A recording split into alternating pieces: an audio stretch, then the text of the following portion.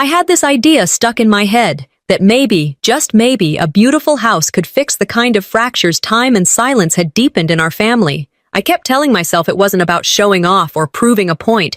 It was about legacy, togetherness, a home. That's why I never told anyone I bought it. $17 million, all paid, my name on the deed, no co-signers, no complications. I didn't want them to know right away because I wanted the reveal to mean something. I wanted to see their faces light up. I wanted them to feel chosen, especially Marla. So I cooked up the idea of a dinner. Casual. Housewarming, I told them. Let Marla send out the invites. It'd seem more natural that way. I folded napkins into sparrows, a habit I picked up years ago when I was trying to teach myself to find beauty in doing things alone. I set every place at the table myself, even polished the water glasses until they caught the light just right. And then they came. I opened the door that evening, expecting warmth. What I got instead was Marla standing at the front like she owned it, greeting each guest with arms outstretched, like she was unveiling some personal palace. Her voice rose and fell like a well-rehearsed hostess. I stood behind her, half a step off the porch, feeling like an assistant, or a caterer. I didn't want to cause a scene, not then, so I smiled. I let them pass, one by one. "You must be proud of Clive and Marla," someone whispered to me, handing over a bottle of Cabernet. "They really outdid themselves." Another leaned in with a wink. "Can't believe they pulled it off. You know how hard it is to lock down a house in this area?" I nodded. Silent. A heat crept up my neck. Not embarrassment, not quite. Something meaner. A kind of invisible insult that had no name. There was a sign by the entrance.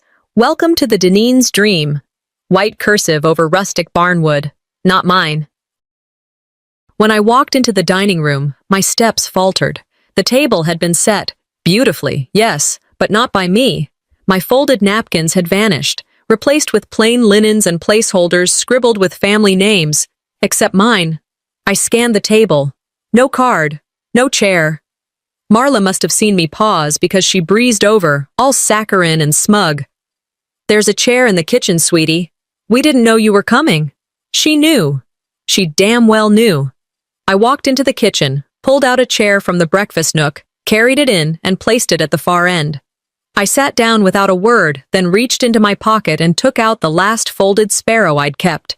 I set it on the table in front of me like a silent flag. Nobody noticed. Or if they did, they didn't say a word. Dinner moved along like I wasn't even there. Marla raised her glass midway through and gave a toast. "To Clive," she smiled, "for working so hard to make this dream possible. And to all of you, for believing in us. This is just the beginning." There was no mention of me, not a glance, not a nod. I looked at Clive, my brother. He gave me a sheepish, closed-mouth smile, like a child who'd just broken something and hoped not to get caught. A distant cousin leaned in toward me, half drunk, cheerful. "So, what are you doing these days?" I blinked. "Mostly?" I said. "I just write checks and fold napkins." He laughed. I didn't. I don't know what hurt more, that I was left out or that I let it happen. I sat through that dinner hearing my legacy being narrated with someone else's voice. I watched my effort become their narrative, and I remembered what my father used to say. "The world doesn't rob you loud, it edits you in silence." Maybe that was what was happening. Maybe I was being edited out. And still, I smiled. I passed the butter. I laughed when someone cracked a joke about the HVAC, but inside, something snapped. I'd paid for the land. The beams, the paint, the permits. I designed the kitchen layout, the lighting. I'd stayed up arguing with contractors over timelines, and yet there I sat, like a guest invited by mistake to her own home. Was it a mistake to do this for them? To try again, to be part of something they only ever let me orbit around? Or was this the only way to finally see them for who they really were?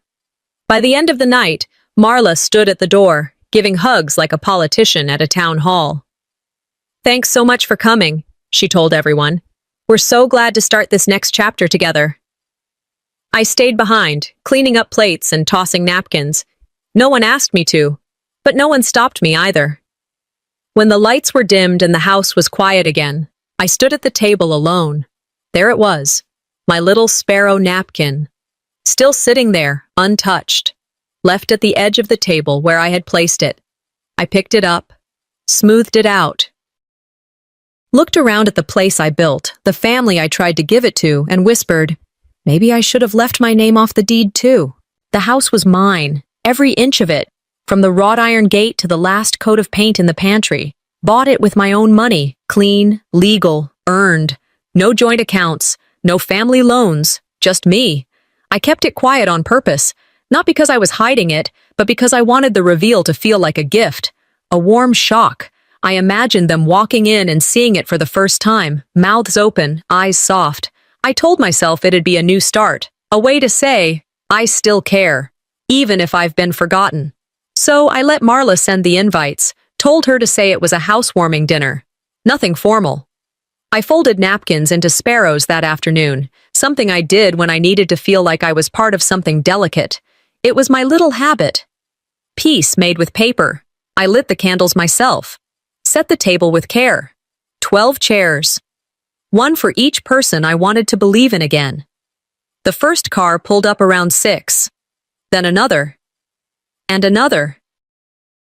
By the time I opened the front door, Marla was already at the porch, arms open, voice sweet. She greeted each guest like the place had her name carved into the bricks.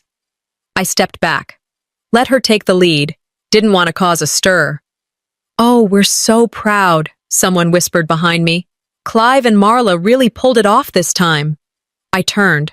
A cousin I hadn't seen in years handed me a bottle of Merlot. Be sure to thank them for us.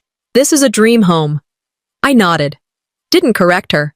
Just took the bottle and smiled like I hadn't been slowly boiling from the inside since the third guest stepped past me like I was part of the wall. There was a sign at the entrance, not the one I put up. This one was rustic, charming, and wrong. The Deneen's dream home. No mention of me. Inside, the dining room glowed. The table was set, but not with the napkins I folded. Plain white ones, cheap-looking. Mine were gone. The name cards sat at each place, neatly aligned. Except for one. I scanned the row again, then again. Nothing. Marla noticed. She tilted her head like a school principal speaking to a late student. There's a chair in the kitchen, sweetie. We didn't know you were coming.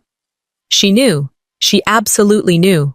I walked to the kitchen, found an old chair by the wall, dragged it back myself, pulled it to the far end, sat down, reached into my pocket and pulled out the only sparrow I kept. Set it on the table in front of me. Nobody asked why. Nobody flinched. Dinner went on like it always did, except this time, in the house I bought. Halfway through the meal, Marla stood up with a glass of wine and tapped it lightly. I just want to say how grateful we are, she said. Clive worked so hard to make this home a reality. And to all of you, thank you for believing in us. Us. I stared at my plate. My hands were still. But inside, something cracked. My brother gave me a weak smile. The kind of look you give a stranger who's about to embarrass herself. He didn't say a word. Across from me, someone asked, "So, what are you doing these days?" It wasn't even malicious, just distant. Mostly, I said. I write checks and fold napkins. He laughed, went back to his casserole. No one noticed when I got quiet, or maybe they were just relieved. The thing is, this wasn't new. I'd been edited out of things before, photos, group messages, conversations. But this was different. This was my house, the beams, the hardwood floors, the imported tile I argued with the contractor over, the open concept kitchen I paid extra to reinforce for family events, and I was invisible. My father used to say, "You know you've disappeared when you stop correcting them." That night, I stopped. I helped clear the table when dessert was done, stacked the plates, rinsed the glasses. Not because I had to, but because I'd done it for years and nobody questioned it. Marla stood at the front door, hugging people goodbye like she was running for office. "Thank you for coming," she said, smiling wide. "We're just so lucky to have this space to grow in." As the last taillight disappeared down the driveway, I walked back into the dining room. The lights were dim. The air still smelled like roasted garlic and red wine. And there it was, my sparrow napkin, still folded, still sitting there at the edge of the table, untouched. I picked it up, pressed it flat between my palms. Maybe I should have left my name off the deed, too. I didn't sleep that night. My body was still... My eyes weren't. The wine glasses were still in the sink. The house smelled faintly of roasted garlic and lemon vinaigrette. I walked into the dining room just as the sun started rising, and there it was, my folded napkin sparrow. Still where I left it, untouched, like everyone else had agreed it didn't belong. Clive was asleep upstairs, breathing heavy like he'd run a marathon in his dreams.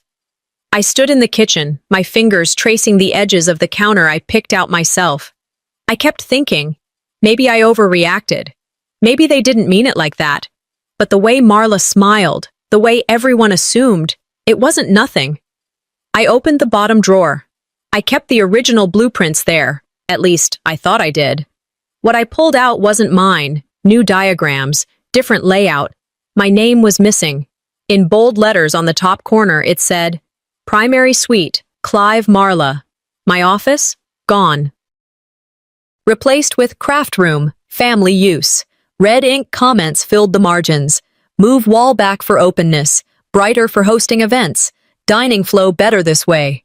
The handwriting wasn't mine. It wasn't even close.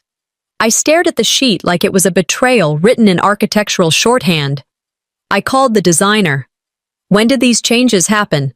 I asked. A pause, then. Marla signed off on the final updates last Thursday. I didn't respond, just hung up and sat on the floor like gravity had changed its rules overnight. 10 minutes later, I got a text from a cousin, forwarded by mistake, a group chat. The title read, House Coordination Thread. Everyone in the family was on it, except me. I scrolled, watching my own house be repurposed in real time, assignments for bedrooms, mentions of Marla's parents moving in.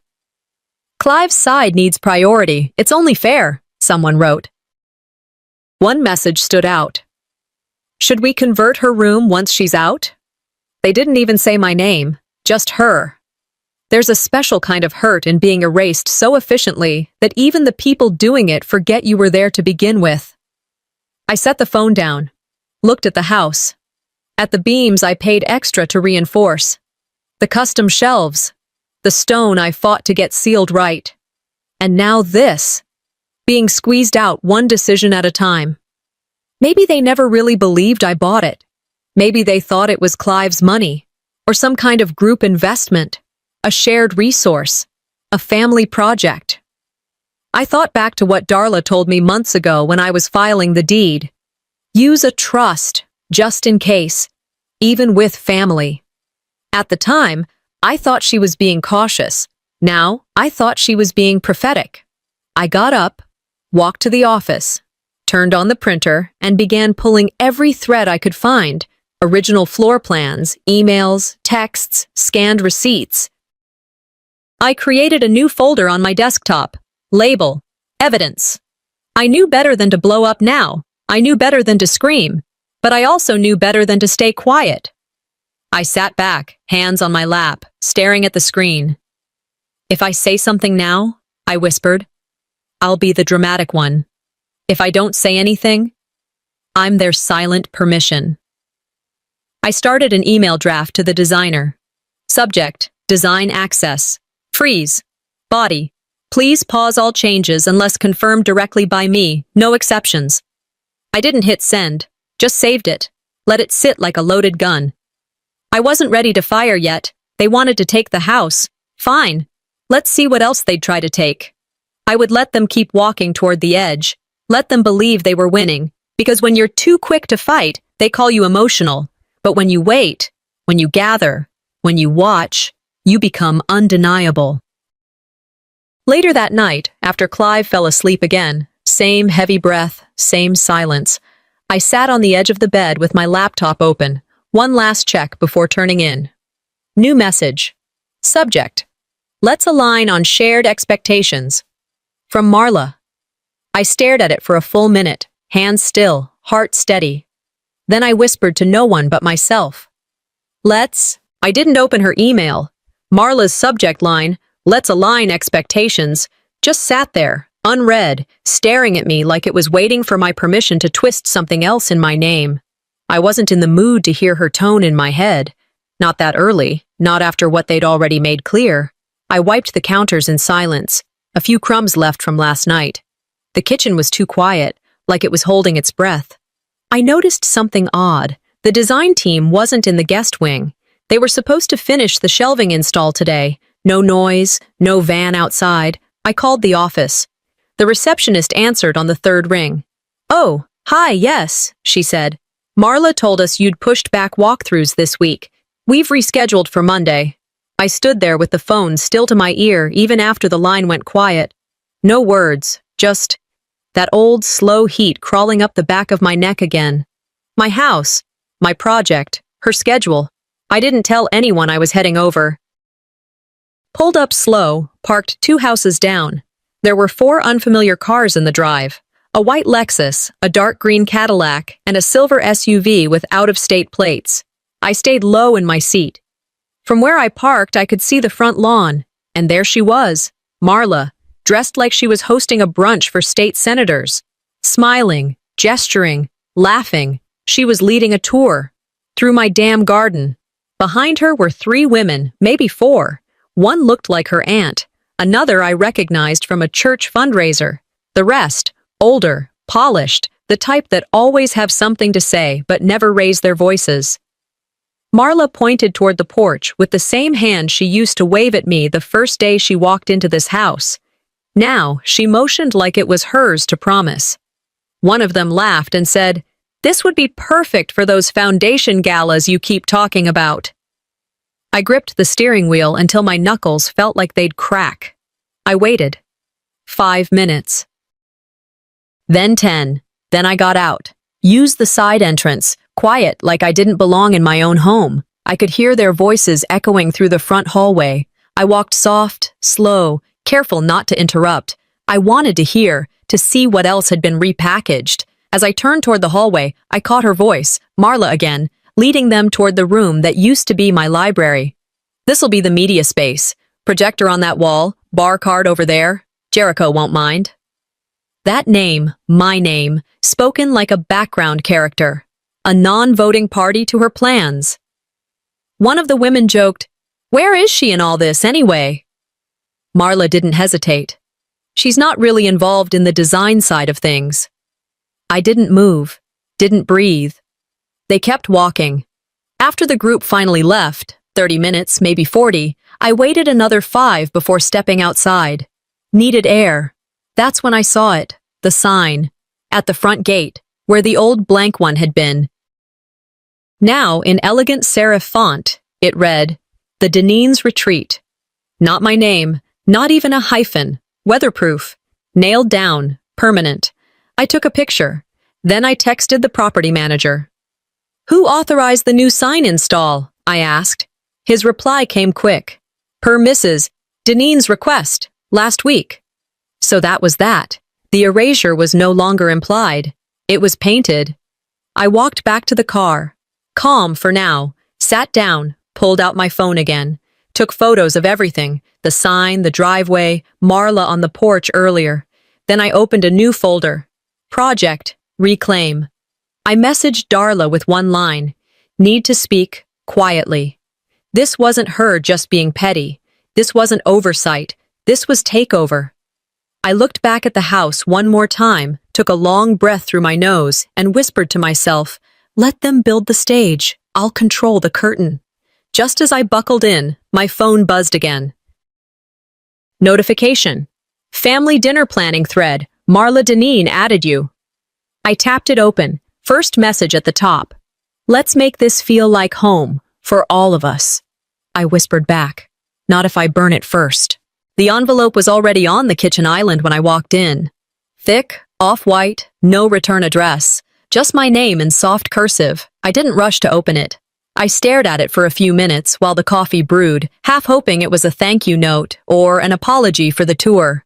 Maybe a family recipe Marla wanted to pass along, but it wasn't. Inside were 5 neatly clipped pages titled Temporary Family Living Agreement. It wasn't official, no notary stamp, but it was slick enough to fool someone distracted. Language designed to sound generous, equitable. Clauses like shared space for collective growth, room assignments to foster fairness, future gifting for long-term legacy preservation. My name showed up only once, at the very end. The current legal owner, Jericho Vale, is expected to formalize shared ownership to solidify multi-generational stability. I sat down, read it again, slower. Every word dripped with assumption. It wasn't a contract, it was a roadmap. What for stealing what I hadn't even finished settling into? Upstairs, the hallway was quiet. I passed the door to the old master suite, now locked. New brushed gold handle, keyless entry. They'd changed the hardware. Near the laundry room, a yellow sticky note fluttered slightly from the breeze of the ceiling fan. Your room. I'd been. I peeled it back, opened the door. The guest bedroom was barely bigger than a walk-in closet. Mattress still wrapped in plastic. A folding chair in the corner. No closet bar. No bedside lamp. It was a message dressed up as a favor. I stood there silent, remembering something that hit like a splinter. A family reunion in Michigan when I was 16. Everyone had real beds. I slept in the shed on an air mattress. No one said why. They just arranged it that way. They've never had a problem minimizing me, I muttered. Just finally made it architectural. For the first time, I wasn't angry. I was over it. That kind of hurt doesn't flare. It simmers down into something solid.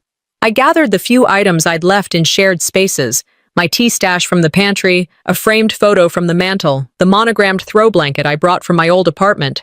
Not because I was packing to leave, but because I was taking back what hadn't been theirs to start with. I didn't knock on Clive's door. I didn't text Marla. I just sat in the small room, shut the door behind me, and called Darla. She answered on the first ring. Talk, she said. I told her everything. The blueprint changes, the tour, the sign, the contract, the room. She went quiet, then said, they're setting up a paper trail. If this goes to court, that document won't hold, but it'll slow you down. You need to lock things down, now. We planned. Freeze the design files, copy all payments, archive every receipt. She'd meet with me Monday to review the trust documents. If they want to go legal, she said, we'll show them what real legality looks like. No drama, I replied. No explosions. I'm not giving them anything loud to twist. Her voice softened. Good. Let them underestimate you. After we hung up, I opened my laptop, renamed the folder from House Files to War Room. Every blueprint, every email, every wire transfer. I created a new doc titled Timeline of Occupation, and I wrote, Day 1. They moved in. I stepped back. Day 17. They changed the locks. I said nothing. Day 28. They assigned me a room. Day 29. I stopped playing nice. That night, I stood at the doorway of my assigned guest room. I looked around again. The folding chair. The mattress in plastic. The absence of care. I smiled. Not bitter, not broken, just clear. I bought this house with love, I whispered. Now I'll protect it with law. A knock at the door pulled me back. Clive stood there holding a tray of tea, like it was a peace offering from a child who didn't understand the war. Marla thinks we should all sit down tomorrow, he said. Just talk things through. I took the mug. Didn't sip. Let's, I said without blinking. Clive said, let's talk. That was 3 days ago. No follow-up, no time, no place, just air. So when I saw Marla's social media post that Saturday evening, grateful to host such a beautiful dinner with family tonight, I didn't blink, didn't breathe either, just stared at the caption. She didn't just rewrite the guest list, she rewrote the story, deleted me from it, one dinner at a time. It wasn't a misunderstanding. It was a trap, a performance. I didn't comment, didn't text, just stood there in the middle of my kitchen with my phone in hand, wondering how many other people saw that post and thought it was true. Thought I'd simply opted out, or worse, never belonged in the first place. I called Darla. Her voice came through quick and calm. "Don't react," she said. "Silence is their tactic. Yours is proof." So I drove, not fast, just far enough to park 2 blocks down, watched from a distance. The house glowed like a movie set, lights in the backyard. The grill on, children laughing, music low and curated. Every chair on that patio was one I'd paid for. 12 white wooden garden chairs I ordered myself from a boutique in Asheville. 11 were set around the long table. The 12th, mine, was missing. Intentional. I stayed in the car, rolled down the window, let the noise reach me like static. They never said my name. I waited. 5 minutes. 10. Nothing. I took a photo, closed the camera, saved it to a folder I renamed right there. Not invited. Back home, I tried to focus. Sat at my desk, opened files, skimmed unread emails. But something was off. A drawer, slightly ajar. The one that held the originals of my trust documents. I never left it open. I checked the folders. One copy was gone. A draft with my attorney's edits. Red ink, margin notes. A page number circled. Nothing major, not enough to panic over. But gone nonetheless. I traced my memory. Velda had cleaned this room earlier. She always left things untouched, said the office made her nervous. But she had been here, and so had Marla. I remembered her walking through, looking for an envelope. She'd said, "I didn't panic, just closed the drawer, locked it, then opened my laptop. I sent every single file to my private cloud, encrypted, double key. Then I ordered a motion detection camera. Small, quiet, black casing. Arrives Monday." Then I sat back, replayed it all in my mind. Not the dinner, not the missing chair. The strategy, Marla's strategy. She doesn't attack. She undermines. She edits. She deletes. She makes you question if you're overthinking. Then she calls you difficult for noticing. "They don't break you loudly," I said aloud. "They erase you with kindness." I opened a new file. Timeline of tampering. Documented everything. The missing blueprint. The changed invoices. The forwarded chat. The trust draft. The dinner I wasn't invited to. She wants a war of perception. Fine, let's give her a paper war. I nearly confronted Velda. Drafted a text. Deleted it. She was a pawn. Maybe not even a willing one. Instead, I drafted something else. A cease and desist letter for unauthorized access to my property files. I didn't send it yet, just saved it. Let it sit like weight in a loaded sling. Then I backed up every file I had, again, sent copies to Darla. Labeled each one clearly, in case. I booked a slot on Darla's calendar for Monday morning. There were no tears, not anymore. Only steps, only plans. That night, I fell asleep with the lights on and my laptop open beside me. At 2:07 a.m., a soft vibration woke me. Motion detected. Office. I tapped the screen, opened the camera. The image was blurry, shadowed. Someone had entered, not Velda. Too tall, house shoes, familiar gait, slight limp. I zoomed in. Clive. The footage didn't lie. It was Clive. Around 2 in the morning, same lazy shuffle in his feet, house shoes dragging slightly on the tile. The angle caught his face for just a moment, enough to erase any doubt. He didn't rifle through drawers. He didn't look around. He opened the bottom file cabinet, placed a manila folder inside, and closed it softly. Then he stood there for a second, like he was debating something, then turned and walked out. When I opened the drawer that morning, I already knew what I'd find. The folder was unmarked, but inside was a handwritten letter. Neat penmanship, no crossing out. "Jericho, we're at a crossroads. None of this is meant to be combative. We're all tired. Maybe your emotional fatigue is making things feel bigger than they are. Let's not escalate this. We love you. Clive." I folded it without flinching and slipped it back where I found it. Locked the drawer this time. Not because it needed protection, but because I'd had enough of people assuming my silence meant access. Before I could close my laptop, another notification slid into view. Subject line, "Prep notes, final docs, do not CC her." I almost deleted it. Almost. But curiosity overrode fatigue. It was a reply chain. Originally meant for Marla's sister, but someone clicked the wrong name. My name. The message was short, No formal greeting. If she reacts, we'll call it a misunderstanding. If not, we've got room to move. Docs should be finalized Friday a.m. Push the tax prep. She won't notice. Keep the energy soft. Below it, attachments, scans of property transfer documents, trust amendments. My signature, forged. I leaned back. It wasn't even the signature that made my stomach turn. It was the tone, that quiet confidence, the assumption that I'd either be too passive or too late. I forwarded the entire thread to Darla with one line, "Your move." The reply came within 5 minutes. We scheduled an emergency call. By noon, Darla had flagged the documents as felony-level fraud.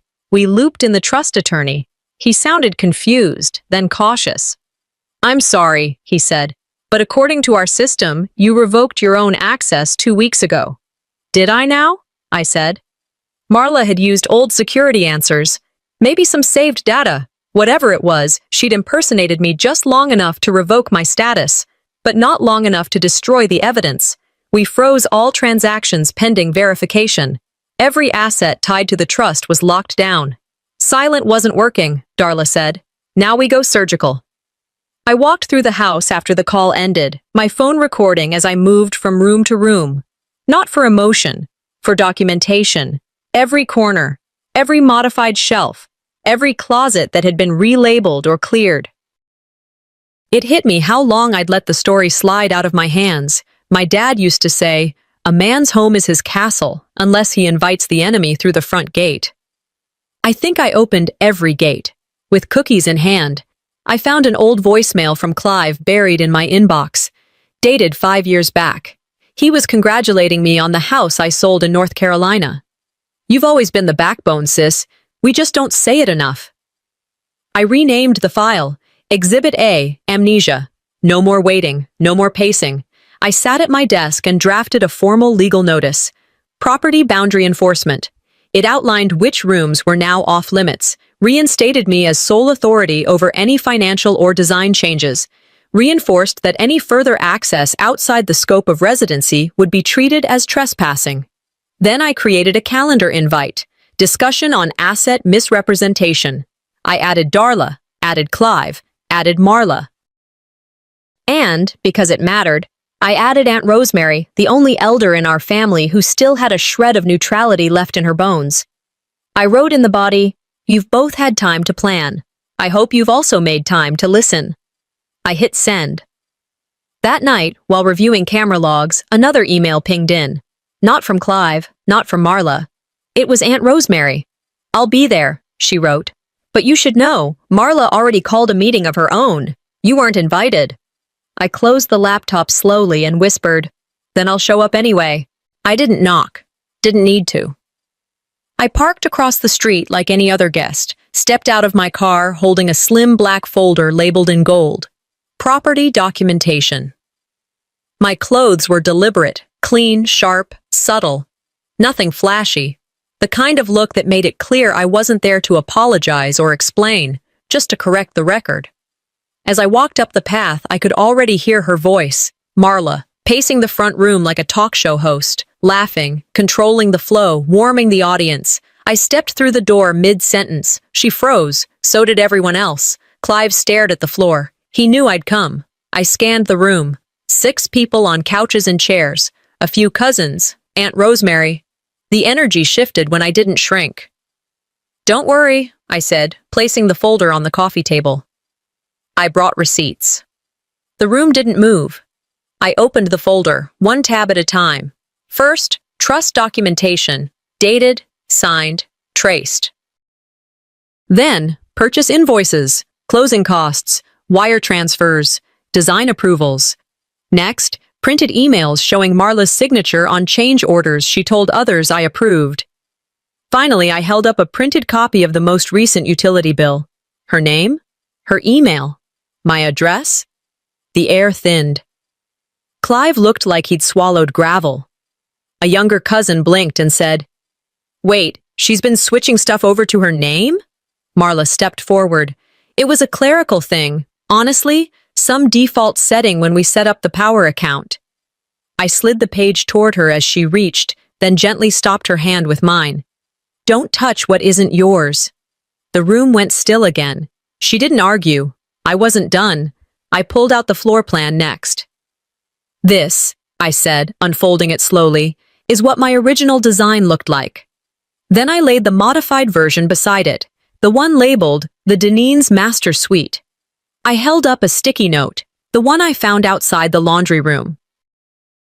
Your room? No one laughed. I turned to Clive. Did you ever stop to think I might notice being demoted in my own home? He opened his mouth, then closed it again. I flipped to the final page. This is a request form to adjust the title, adding Marla as co-owner. That's what this has all been building toward, right? No one answered. They didn't need to. Marla cleared her throat, trying to steer the tone. I just wanted a home where we could all belong, she said. It wasn't about ownership. It was about inclusiveness. I didn't look at her. Jericho's always had her own path, she added. Sometimes that makes things harder to coordinate. I nodded slowly. Independence doesn't erase ownership, I said. It protects it. Aunt Rosemary looked from one of us to the other, then asked, why wasn't this shared with everyone before? I took a breath. Because no one asked, and she was counting on that. Marla's smile flattened. You're making this ugly. No, I said. I'm just pulling back the curtain. You could feel the tension splitting the room. Some people didn't know what to do. Some looked down, but a few, just a few, looked at me with something I hadn't seen from this family in a long time. Respect. I reached into the folder one last time, pulled out the audio transcript. This is a recording of the phone call where someone impersonated me to my law office. Authorization. Transfer requests. Trust edits. I placed it down carefully. I've sent it to our lawyer.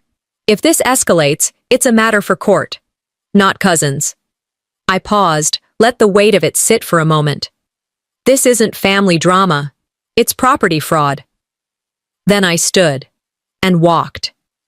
But just as I reached the front door, Clive called after me. You'll regret this, Jericho. You think you're right, but you've lost us. I turned halfway. If that's what I had, I said. I never had much.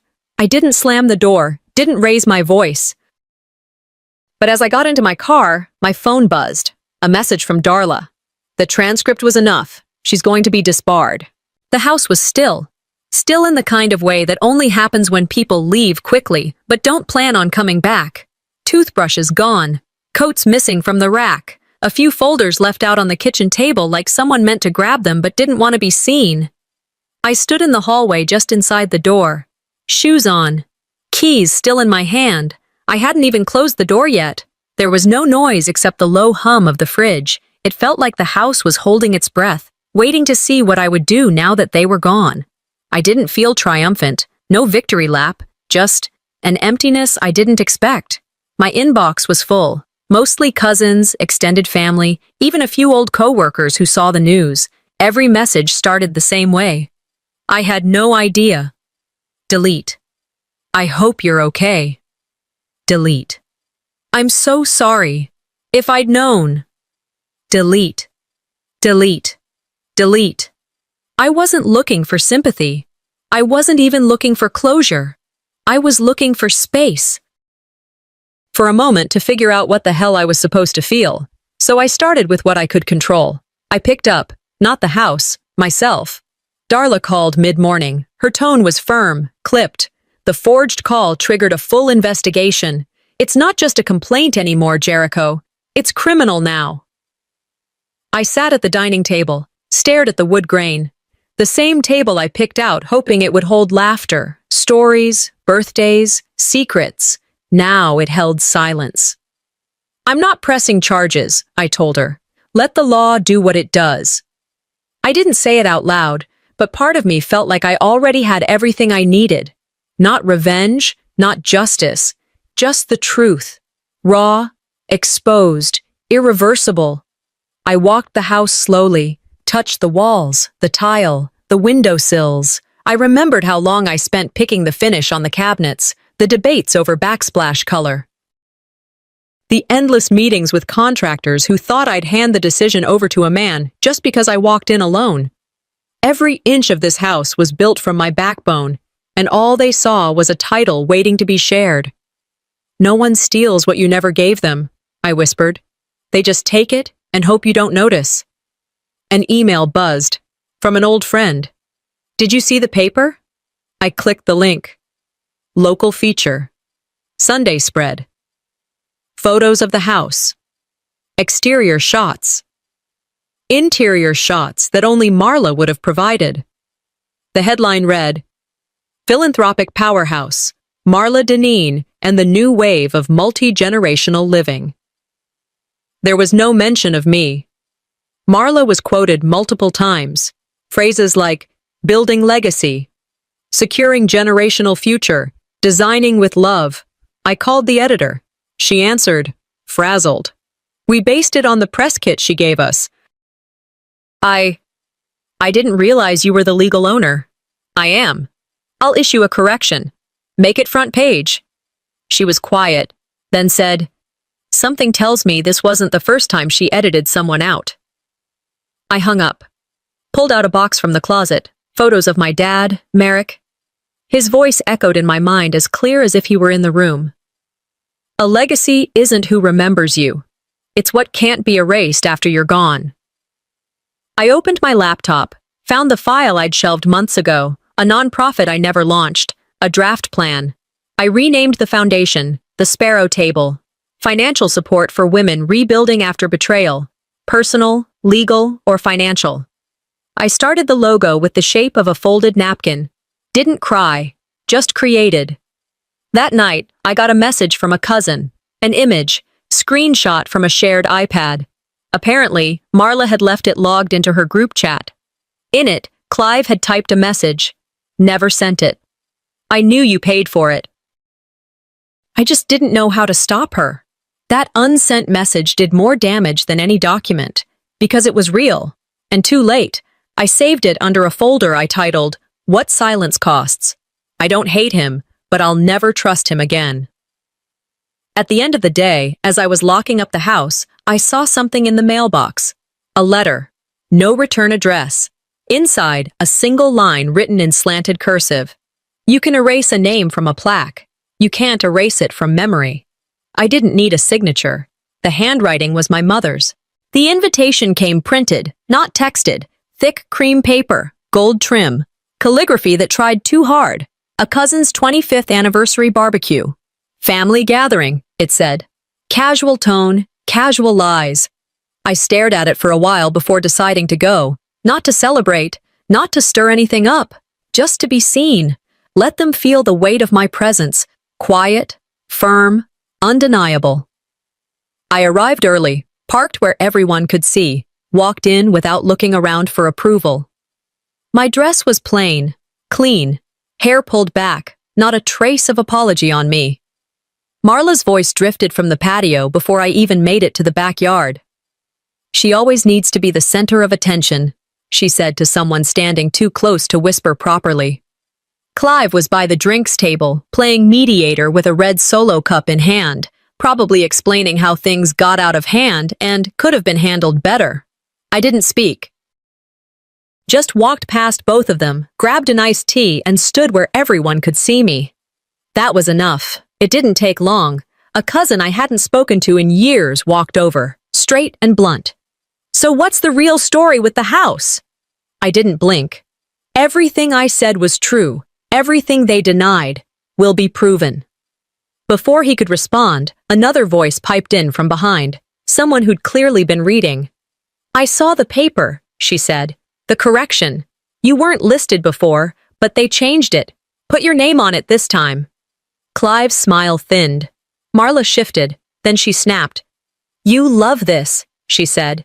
You love making us look like thieves. I sipped my tea. I didn't make you anything, I said. You chose your role. I just hit play. The words didn't need volume, just timing. It hit like a freight train. That should have been the end of it. But pain, I've learned, doesn't need logic to reappear. Aunt Linda stumbled by, slightly drunk, barely looking at me. You're still that girl without a mother, huh? And just like that, the air shifted. I didn't respond. didn't flinch, but inside, something cold wrapped around my ribs, not because it wasn't true, but because she said it like it always would be. I stepped away, past the picnic tables, toward the oak tree near the fence, closed my eyes, let the sounds of laughter blur behind me. My dad once said, "You can love people and still not let them kill you slowly." I used to think I had to fight to earn a seat at that table. Now I know. I built the damn table, and I decide who eats. I walked back in, smile steady, spine straighter. Nothing left to prove. My phone buzzed. Darla. Text said, "Formal investigation started. Impersonation, document fraud. It's official now." I showed it to Clive as he passed me in the kitchen. Didn't say a word. His face changed. He followed me outside. "I never wanted this," he said. I didn't know how to stop her. I looked at him. No heat, no pity. "That's the difference between you and me," I said. I always knew when to start.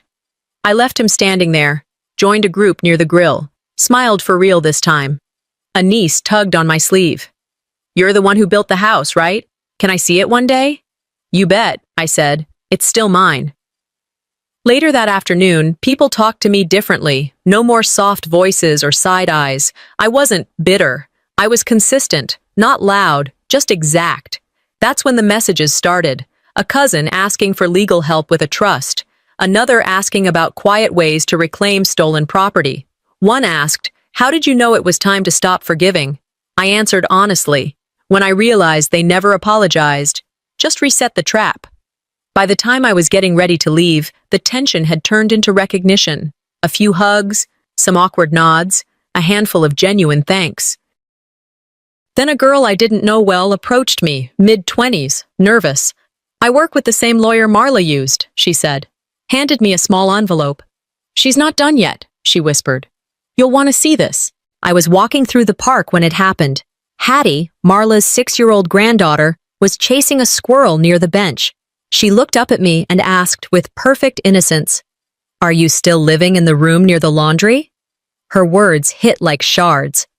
I smiled and nodded quietly, but inside I froze. Not because she was unkind, but because she said it like it made sense. Then she added, "Mommy says that room is where helpers stay now." The sting wasn't in the insult, it was in how casually she believed it. Walking home, I replayed the moment. Not with anger, but with realization. Even the next generation had absorbed the lie. By the time I opened my front door, I understood something that scared me more than betrayal. I don't want their version of home anymore. Inside, I moved room to room. The house didn't feel invaded. It felt clarified. I started packing shared things. A bin labeled "to return," another "to let go," a third "to keep." I put on my father's favorite vinyl. Let it fill the space. "This house isn't broken," I said aloud. The people were. Later, I sat at the desk. Bought peace comes from quiet decisions, not dramatic exits. I typed a letter to Clive, not angry, not defensive. It said simply, "Our legal ties end here. I'll handle things my own way from now on." Sent. Done. Then a message to Marla, through Darla. "I decline further discussion. Let the document speak." I exhaled. In the living room, I removed old family photos from the mantel.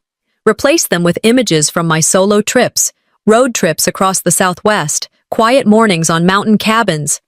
That same morning, I ordered a new sign for the front door, clean lettering that read, "Private residence, no solicitation." It wasn't dramatic, just necessary. Forgiveness doesn't mean forgetting. It means remembering without letting it burn you. Neighbors stopped by that afternoon, brought cookies, didn't ask questions, just offered brief, kind company. A knock came later, an invitation to join the local women's reading circle. I showed up the next week. I listened more than I spoke, but I smiled, real smiles, for the first time in months. One woman talked about finally letting go of enabling her grown children. I nodded softly. No admission, no explanation. When someone said, "We're glad you're here," I said, "Me too." We aren't always born into family. Sometimes we grow into a safer one, built on consistency and unexpected kindness. That evening, I got a message in my inbox. From Clive. It read, "We won't be contacting you again. Marla has been asked to step down from her foundation role." I didn't reply, forwarded it to Darla, then deleted the thread and cleared the trash. I closed my eyes and smiled. "I didn't lose them," I whispered. "I just stopped pretending I had them." Later, I started drafting a new blog post for the Sparrow Table Foundation. Title: Reclaiming Without Revenge. As I wrapped up my notes, I heard a soft knock at the door. I opened it. It was the young lawyer I'd met a few weeks ago, quiet, determined, and holding a sealed envelope. She looked at me and said, "This is for you." She filed one last thing, "But you're going to want to read it in private." I closed the door gently, locked it. I opened the envelope in my home office. No flourish, just firm resolve. Inside was a notarized document titled Voluntary Asset Transfer Agreement, Contingency Plan. From 2 months ago, filed by Marla. In case I was deemed mentally unstable, she would become successor trustee. Accompanied was a psychological evaluation. Not real, but forged beautifully. It claimed I'd been erratic and paranoid. My hand shook. Not from fear, but fury. I whispered into the quiet room. She tried to steal everything, with a signature that wasn't even mine. I didn't call anyone. I called Lowell Brinks, the investigative journalist I trusted, sent him every piece, document, fake report, timeline of her moves. His response was instant. "This is elder financial abuse, not family drama anymore." We planned an exposé for the weekend paper. Title: Inheritance or Invasion. Before he published, I sent Marla a single text. "You filed it. I'm publishing it." No answer. Just silence that smelled like defeat. Next, Darla and I filed a legal counterclaim: identity fraud, defamation, abuse of power. Clive named as a passive accomplice. Marla's legal team offered a settlement. Private apology, no admission of guilt. I replied in 3 words. "See you, court." I drafted a public statement to deliver outside the courthouse. They erased me in whispers. I'll restore myself in headlines. Court day came. I arrived in a charcoal gray suit, clean, calm, sharp. Marla walked in with her attorney, face unreadable. Judge began proceedings. Marla stood, interrupted. "I confess to everything, not for remorse, but to end this quickly." Silence followed her words. No remorse, no leverage, just a quiet, final surrender. 1 month later, the house had its quiet back. No threats, no more filings. I invited trusted women, friends, therapists, legal allies, to a private dinner in my dining room. Each plate bore a folded Sparrow napkin. Tiny, precise, symbolic. I stood, raised a glass, and said, "This house no longer needs defending, and neither do I." After dinner, I walked the hallway alone, past the door that once said, "Your room." Now, my study, my sanctuary. That night, I locked the study, turned off the lights, then noticed a small envelope on the floor. No name. Inside, a check. $1. Signed, Marla. Memo: for your silence. I pinned it to my corkboard above the desk, whispered, "Let them see what silence costs."